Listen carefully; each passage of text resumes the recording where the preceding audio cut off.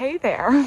Well, it is a very, very snowy morning out here in the garden space.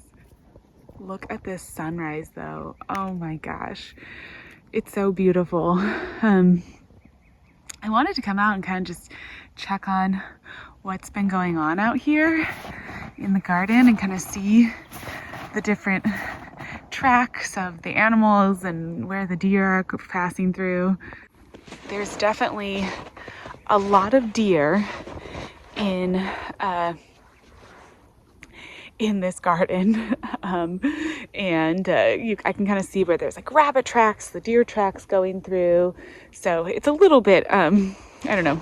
It's interesting to see that. I knew there were deer here, of course, so it's no big surprise, but it's just kind of fun to be able to see it. But it's absolutely gorgeous.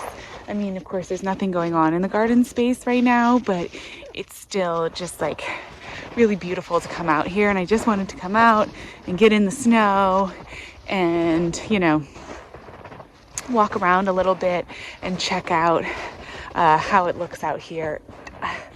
I absolutely love being able to get out in nature like this. It's just so nice, even in the dead of cold. And I thought maybe I'd go over and see. I think my winter sowing is probably completely buried at this point in snow. This is very rare for us here. So we're zone 7B technically in this area. And while we do get snow occasionally, and we do get cold temperatures, usually it's one of those things where we'll get like a snowstorm, we'll get a few inches, and then it'll melt sort of immediately. Maybe we'll get like, 4 inches of snow, and the next day it'll be 40 degrees and it'll melt.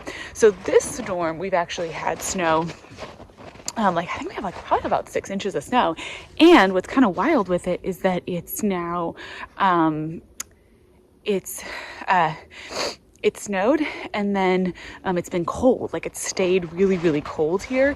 And so that is kind of different. We don't usually have it stay cold like that.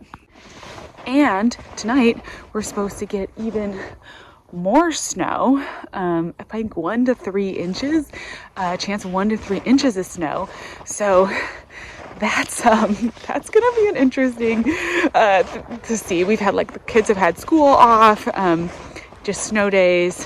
Yeah, that's just a very much winter. But after spending a year in California and having, of course, no snow and no cold and no winter, it's kind of nice to have a little bit of winter and just to be able to see like the snow and everything. Look at these little bird tracks. So beautiful and sweet. The little bird tracks. I think the birds have been probably eating the seeds off of this grass. I need to get this lawn mowed, but that's so sweet.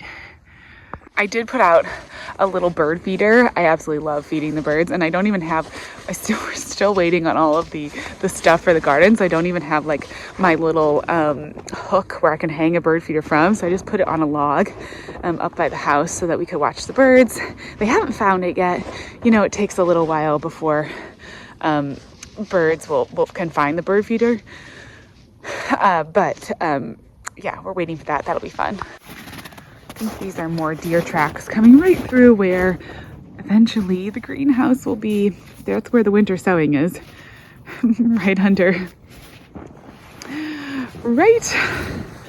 there. So I'm not going to disturb that. I'm just going to let that winter sowing be.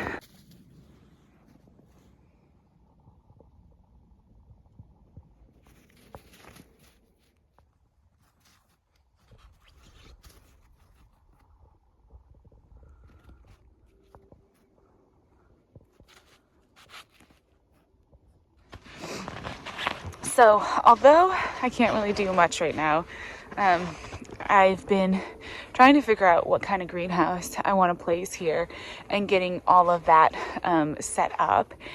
I'm debating right now between an 8x8 and an 8x12. Probably, they say like more space is better in the sense that you'll never regret having more space rather than less. But I am trying to fit it into this corner of the garden here and making sure that it makes sense proportionally. Back here in the greenhouse garden, I'm not planning on doing a ton of raised beds. Like I just want to have some small little kind of like raised bed gardens that are just kind of pretty and decorative, but it's really just going to be like a fun, whimsical little woodland garden experience back here, not so much of the intense you know, like the kitchen garden, I feel like is where I'm going to be really growing a lot of my more, you know, the tomatoes and the squash and like the big like food crop things. So I'm trying to figure out what would be size-wise proportionally nice for this space back here, and just how to situate it into the corner. I've been doing a lot of like standing out here and sort of thinking if I want to align it this way or put it on an angle. It's so hard to make some of those garden decisions. It can be really tricky. I've been doing a lot of like sketching it out, kind of trying to draw out which way I would want it to go. And then just really spending a lot of time back here. I think that the more time you spend in a space, at least for me, the more and more clear it becomes like what would be the right fit and how I want to sort of use the space.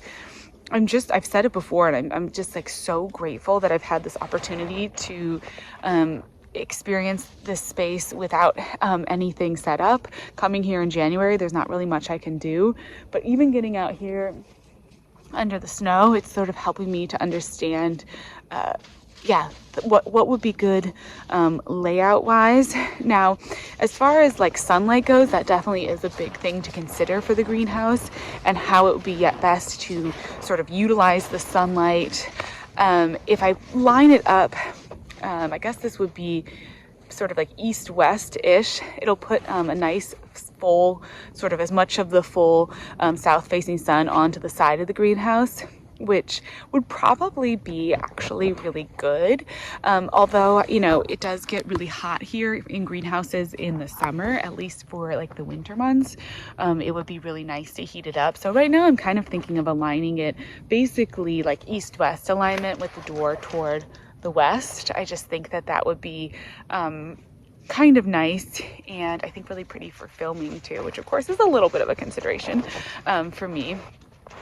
But yeah, that's what I'm thinking of right now. Maybe having like this in the background, I think too, would be just so pretty to have the greenhouse backing up to this wooded part of the land. Look at that snowy garden. I'm enjoying it so much. So I think I'm just going to spend a few more minutes out here. I've got the puppy with me. She's loving the snow. And just going to spend a few more minutes sort of walking around, enjoying this beautiful snowy morning. It's just absolutely gorgeous. And then I will update you on what we're doing next out here in the garden space. Hey there. Snow day still out here in the garden. It's really, really kind of crazy. We still have a ton of snow, but one of the things I'm doing is just like a little bit of clear out of some of the dead branches that we've got around here. So you can see there's this big log, and I'm not going to be removing the log at all. I actually think it's going to be kind of fun to figure out some sort of like whimsical ways to, I don't know, maybe even like put some containers, grow some shade garden plants, maybe some ferns and things, like almost turn this big log into some kind of a planter. But as you can see, it's covered with all these like crazy branches, and I do think I'm going to remove some of the branches so it's a little bit easier to just work with the actual log itself and just clear out kind of like, it's a little messy with just like all the really thick tangled branches and debris. So even though there's snow on the ground, it hasn't been raining in a few days, so actually a lot of the wood and everything is actually pretty dry, which is not always the case in our area. Sometimes it can get kind of wet out here. So what I'm going to do is just try, I'll see if I can set the camera up. I'm just going to try to go ahead and take off some of these branches and just kind of clean up this this fallen log, and then it'll be, I think, hopefully prettier as kind of a little bit of a backdrop. It's kind of neat with the branches, but I just don't think it's practical with trying to use this garden space. So we're gonna see how this goes. I'm gonna do a time lapse, and we'll see if we can clear some of these branches.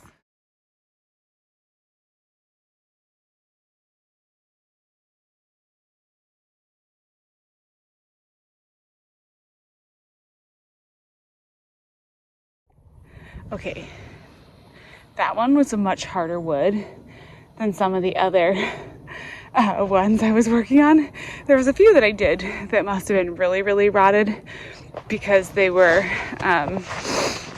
really easy, super, super easy to break down.